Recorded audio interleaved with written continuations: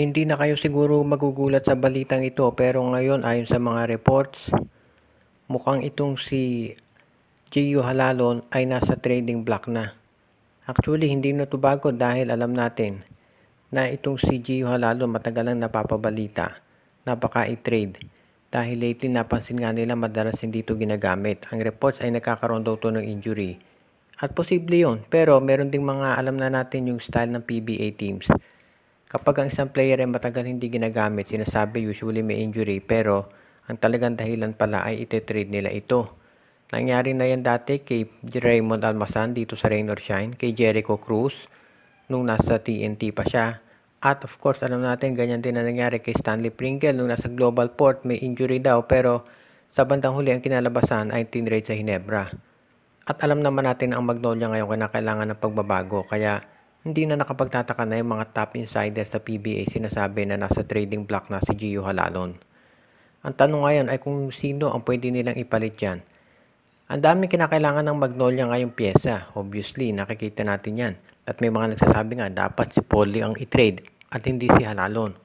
Pero kung si Halalon nga ang i-trade ng Magnolia, sa tingin ko unang-una kailangan nilang kumuha ng isang scorer. Pwede nilang i-trade si Halalon para dito kay Stephen Holt. Sa tingin ko yung 3-guard rotation ni Coach Chito Victorero, hindi na mababago yan. So hanggang siya ang coach, yan ang magiging rotation nila dyan. So hindi po pwede na 4 yung point guard dyan dahil nakita na natin nung nandiyan si Chris Banquero, hindi naging effective ito. So kung ite-trade nila si Gio Halalon, pwede para dito kay Stephen Holt. Ngayon kung ang gusto naman ni Coach Chito Victorero ay isang forward, pwedeng i-trade dito si Halalon para dito kay Arvin Tolentino, assuming na hindi ito hingi ng Barangay Hinebra. Kaya sa tingin ko yan ang posibilidad o di kaya naman ipalit si Gio para kay Shawnee Winston. Yan ang unrestricted free agent itong si Jeff Chan pagkatapos hindi siya bigyan ng kontrata nitong Northport Batang Pier. Ngayon may nakikita tayong dalawang posibilidad dito. Unang-una itong si Jeff Chan pwedeng maglaro sa MPBL katulad ng mga maraming player sa PBA na kapag wala ng kontrata ay doon napupunta.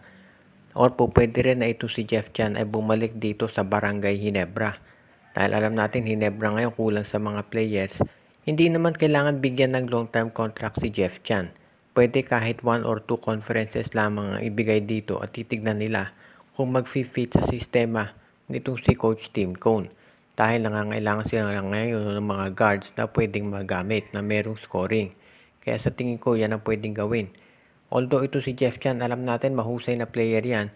Yun nga lang medyo nadali din to ng mga injuries kaya hindi na masyadong nakapaglaro.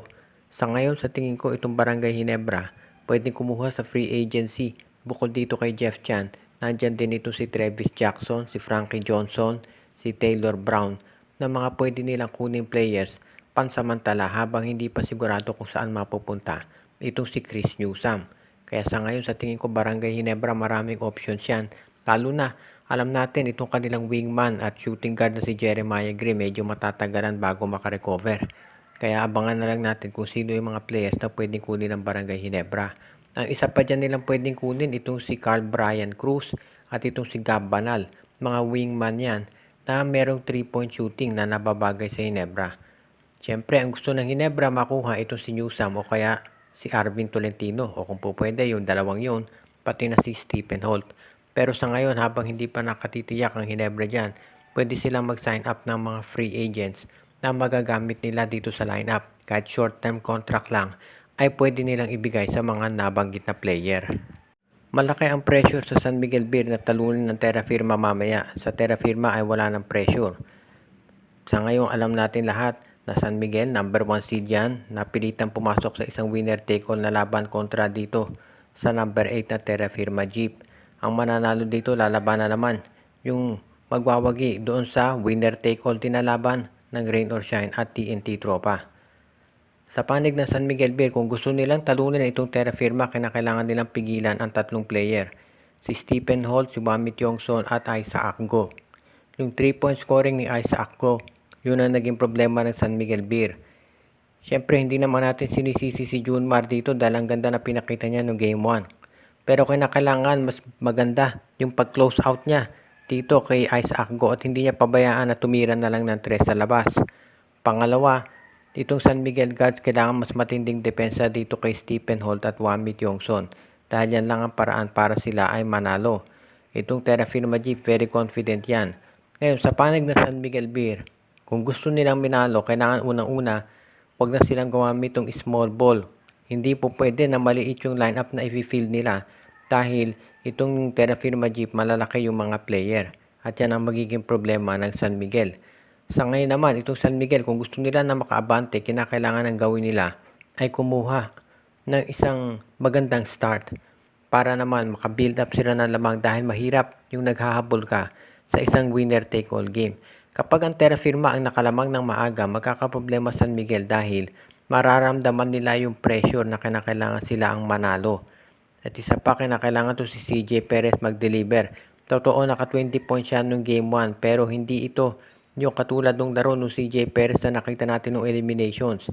Kinakailangan yung mga crucial baskets magaling kay CJ kapag kinakailangan ng SMB.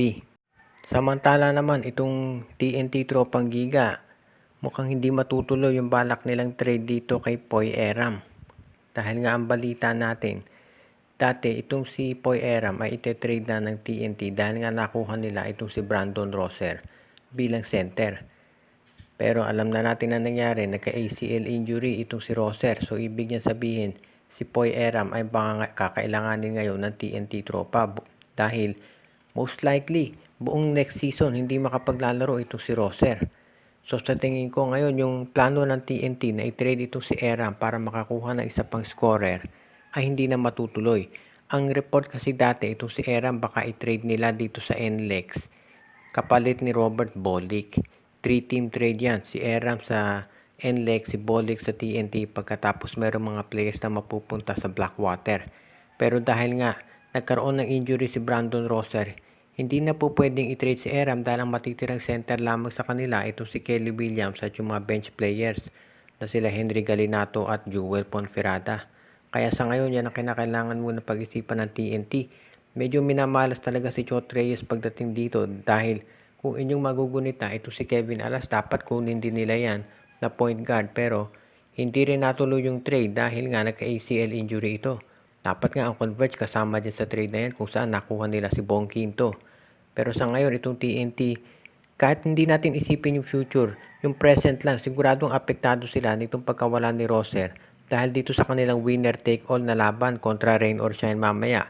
Dahil syempre, ang Rain or Shine, ang lalaki din ng mga players niyan.